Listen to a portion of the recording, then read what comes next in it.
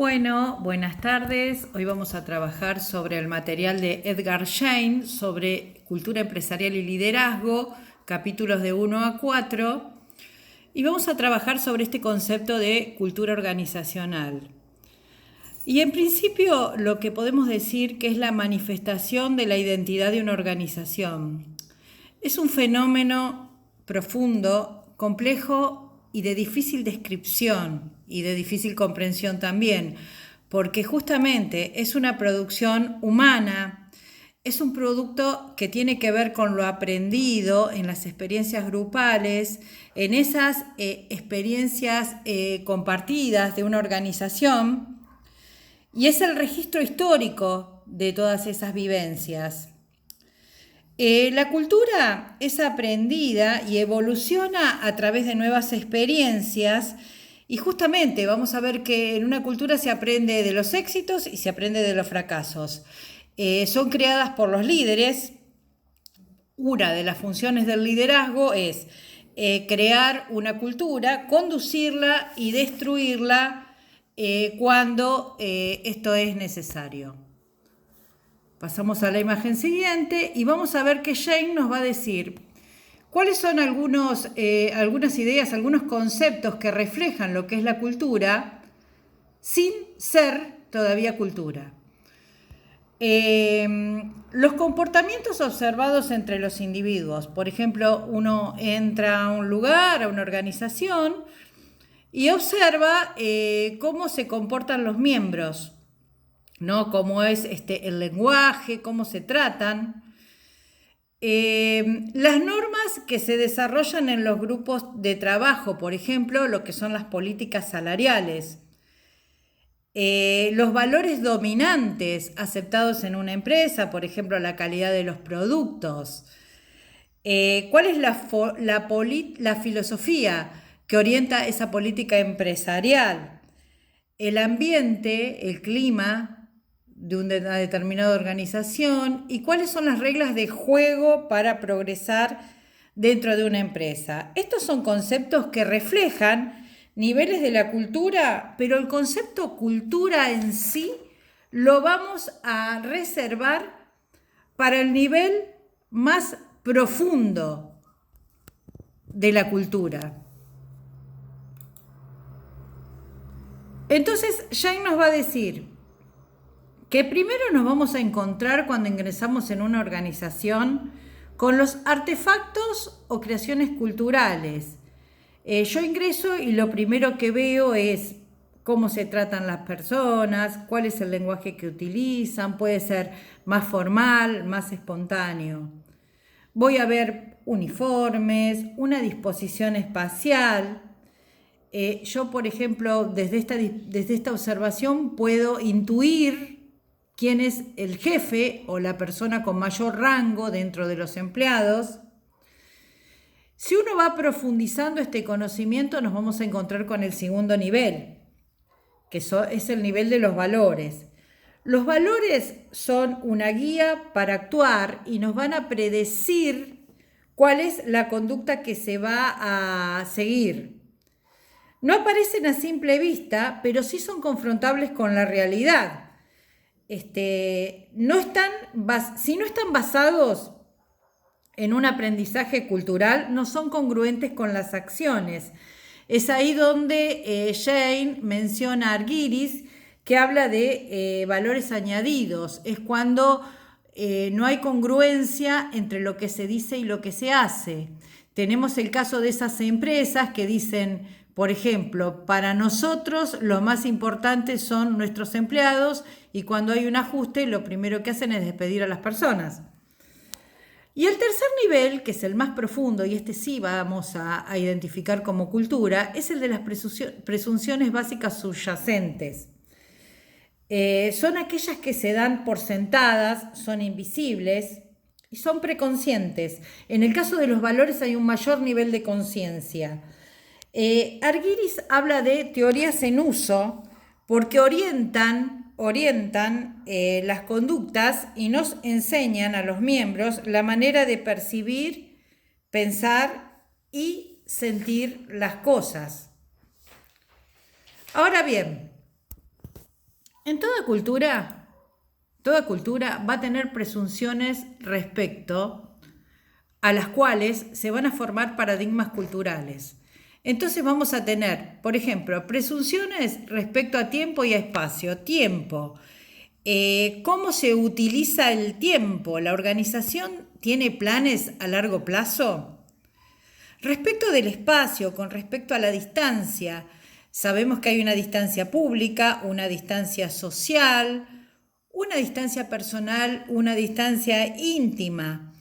Cuando esas distancias se consideran invasoras, por ejemplo, en el mundo oriental, las distancias son más pronunciadas que respecto a nuestro mundo occidental. De hecho, nosotros acostumbramos a reducir esas distancias y con estas cuestiones actuales de que debemos mantener distancias se nos hace difícil porque, bueno, es una característica cultural, ¿no? Ahora tenemos que guardar distancia, una distancia social, y estamos acostumbrados, por ejemplo, en una cola de un pago, a aproximarnos a una distancia que en este momento, en función de la pandemia, se hace hasta riesgosa, por así decirlo.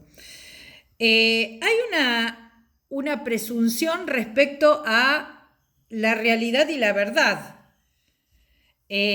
¿Cómo determinamos lo que es real? ¿Qué es lo que consideramos real? Lo real también es un producto de un aprendizaje social. Respecto a la relación con la naturaleza, ¿cómo es la visión en relación al entorno? ¿Cuál es la visión respecto al mundo? Con respecto a la naturaleza del género humano, no sé si ustedes recordarán de Introducción a la Administración, lo que era la teoría de MacGregor, la naturaleza del hombre X y el hombre Y. ¿El hombre es bueno o es malo? En base a eso vamos a tener, ese tipo de concepciones va a influir en lo que son las políticas de incentivos y en las políticas de control. Hoy por hoy hay teorías actuales que no, consideran que la naturaleza humana es compleja y es variable. Respecto a la naturaleza de la actividad humana, se vinculan con la anterior, o sea, va a orientar a la toma de decisiones respecto a la naturaleza de las relaciones humanas, cómo deberían relacionarse los individuos. Entonces así Jane llega a su definición de cultura y nos va a decir que es un modelo de presunciones básicas inventadas, descubiertas y desarrolladas por un grupo dado al ir aprendiendo a enfrentarse con sus problemas de adaptación externa e integración interna que hayan ejercido suficiente influencia como para ser considerados válidos y en consecuencia enseñados a nuevos miembros como el correcto modo de percibir, pensar y sentir. Es por esto importante que el analista conozca los paradigmas a los que se va a enfrentar. Es por eso que va a poder así explicar cuáles son esos aspectos aparentemente emocionales que se dan dentro de una organización. Es lo que va a poder explicar, por ejemplo, esa frase de no sé por qué es así, pero acá de esta manera se hacen las cosas, como en el caso del ejemplo del paradigma de los monos, en donde los primeros monitos fueron castigados por acercarse a las bananas y los últimos, que nunca habían sufrido el castigo, ya ni se acercaban por el control de los demás, ¿no? No sabemos por qué lo hacemos, pero acá así, de esta manera se hacen las cosas. Cuando en una organización hablamos de cultura, siempre estamos hablando de cultura dominante, que es la que va a expresar los valores centrales de los miembros de una organización. También vamos a encontrar subculturas que son las que comparten algunos grupos específicos que se enfrentaron a determinados problemas puntuales o algunas vivencias particulares. Pero si no hubiera una cultura dominante, no habría una interpretación aceptable de lo que son las conductas, porque la cultura va a influir en la identidad de los miembros de la organización, va a influir en cómo se ejerce el control, cómo se desarrolla ese sistema de recompensas, cómo son los sueldos, cómo son los ascensos. Vamos a poder determinar cuál es el perfil organizacional respecto a los medios y los fines para poder alcanzar sus objetivos, y cuál es la tolerancia al riesgo, es decir, hasta dónde se admite a sus miembros asumir algunos riesgos. Ahora bien, pasamos a la siguiente imagen y vamos a ver que la cultura va a tener efectos sobre lo que es la efectividad empresarial. Se dice que la cultura puede masticar a la estrategia, y es justamente porque va a determinar, la va a delimitar. Las nuevas estrategias son las que marcan acciones que deberían guardar correspondencia con los valores, con los métodos de trabajo, con las tradiciones. Y eso es lo que podemos observar en algunas fusiones, cuando se analiza por ahí la factibilidad desde lo económico, desde lo financiero, desde los mercados, y no se atienden a estas cuestiones culturales, y se hace difícil poder llegar a la misión y a la visión que se propuso con esa acción de fusión.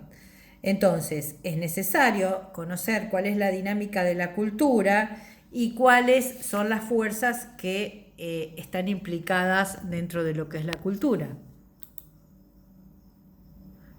Y llegamos a las funciones, ¿no?, de la cultura. Según los autores hay varias funciones, pero Jane las resume en 3. Dice que entre las funciones van a estar la resolución de problemas básicos relacionados con la supervivencia de adaptación al medio que nos rodea. Un conjunto de personas con cultura es un grupo, y un conjunto de personas sin cultura es un agregado de personas. Los líderes son aquellos que transmiten y recrean esas definiciones compartidas y van a validar esos consensos. Y esas definiciones valen para cuestiones internas y externas, que son aquellas que están fuera de control de los miembros de una organización. En segundo lugar, la integración de los procesos internos con el objeto de poder afianzar la capacidad de supervivencia y de adaptación. Esto es, cuáles son las misiones, las metas, los medios para alcanzarlos, cómo realiza las mediciones y corrige, y por último va a permitir la cultura reducir la ansiedad a nuevas situaciones o alguna situación de inestabilidad.